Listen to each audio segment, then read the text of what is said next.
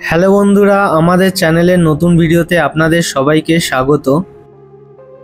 আজকের ভিডিওতে আপনাদেরকে দেখাতে নিয়ে যাব দার্জিলিংয়ের চিড়িয়াখানা এবং তার সাথে থাকা হিমালয়ান মাউন্টেনিয়ারিং ইনস্টিটিউট।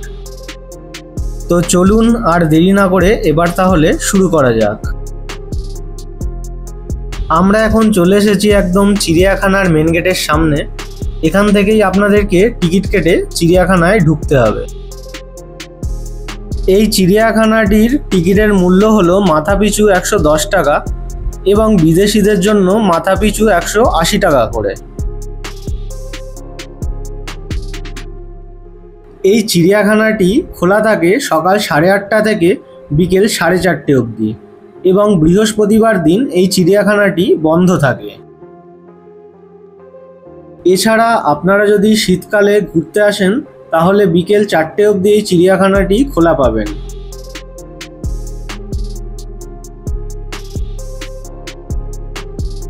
এই চিড়িয়াখানাটিতে বিভিন্ন রকমের জীবজন্তু ছাড়াও অনেক দুর্লভ প্রজাতির পাহাড়ি পশু পাখিও আপনারা দেখতে পেয়ে যাবেন। তার মধ্যে অবশ্যই উল্লেখযোগ্য হলো রেড পান্ডা, স্নো লেপার্ড এবং ফেজেন্টের মতো পাখি।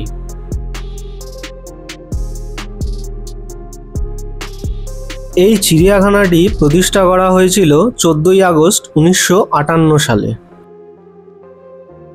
এবং তখন এই চিড়িয়াখানাটির নাম ছিল হিমালয়ান জুলজিক্যাল পার্ক।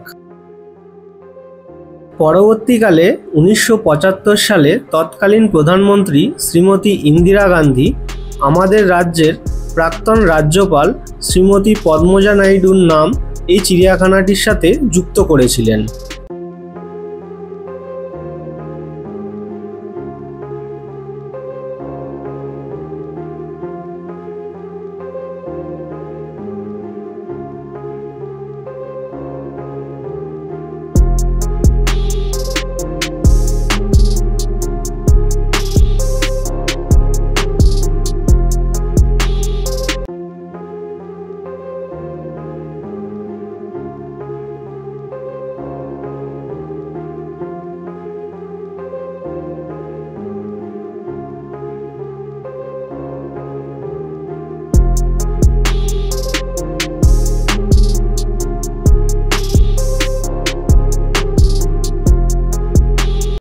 এখন আমরা পৌঁছে গেছি হিমালয়ান মাউন্টেনিয়ারিং ইনস্টিটিউটের একদম মেন গেটের সামনে।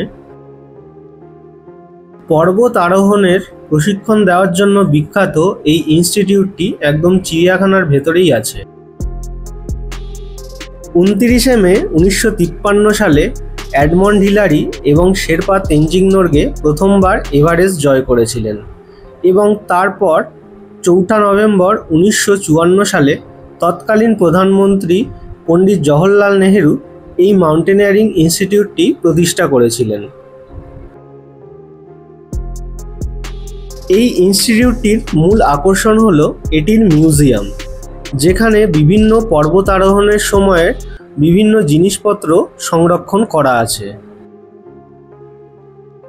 এছাড়াও এই মিউজিয়ামটি থেকে আপনারা পর্বত আরোহণের বিভিন্ন অজানা তথ্য জানতে পারবেন। এখন আমরা পৌঁছে গেছি একদম মিউজিয়ামের সামনে। এইখান দিয়েই আপনাদেরকে মিউজিয়ামে প্রবেশ করতে হবে। মিউজিয়ামের বাইরের দিকে শেরপা তেনজিং নোরগের স্মৃতির উদ্দেশ্যে একটি স্মৃতিসৌধ এবং একটি মূর্তি আপনারা দেখতে পেয়ে যাবেন। মিউজিয়ামের ভেতরে ফটোগ্রাফি এবং ভিডিওগ্রাফি নিষেধ থাকায় আপনাদেরকে দেখাতে পারলাম না। এখানে পর্যটকদের জন্য ইনডোর রক ক্লাইম্বিংয়ের ব্যবস্থা আছে। আপনারা চাইলে এখানেও কিছুক্ষণ সময় কাটিয়ে নিতে পারবেন। ইনস্টিটিউটটি দেখা হয়ে যাওয়ার পরে আবার আমরা চলে যাব চিড়িয়াখানাতে। চিড়িয়াখানার এই অংশেই এবার আমরা দেখতে পেয়ে যাব বিভিন্ন রকমের মাংসাশী প্রাণীদের। এছাড়াও দেখতে পাবো স্নো লেপার্ড, হিমালয়ান ফক্সের মতো অতি দুর্লভ প্রাণীও।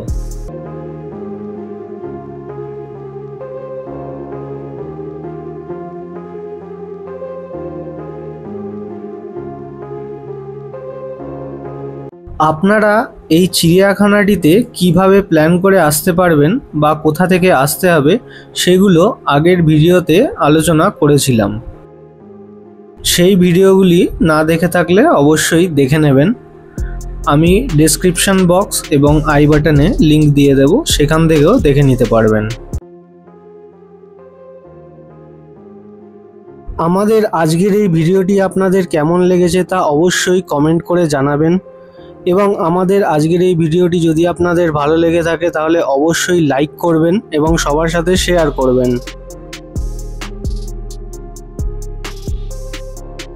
আমাদের চ্যানেলের পরবর্তী ভিডিওগুলি দেখবার জন্য অবশ্যই আমাদের চ্যানেলটিকে সাবস্ক্রাইব করে বেল আইকনটিকে ক্লিক করে রাখবেন। আজকের ভিডিওটি এখানেই শেষ করছি। দেখা হবে আবার পরের ভিডিওতে। সবাই ভালো থাকবেন, সুস্থ থাকবেন।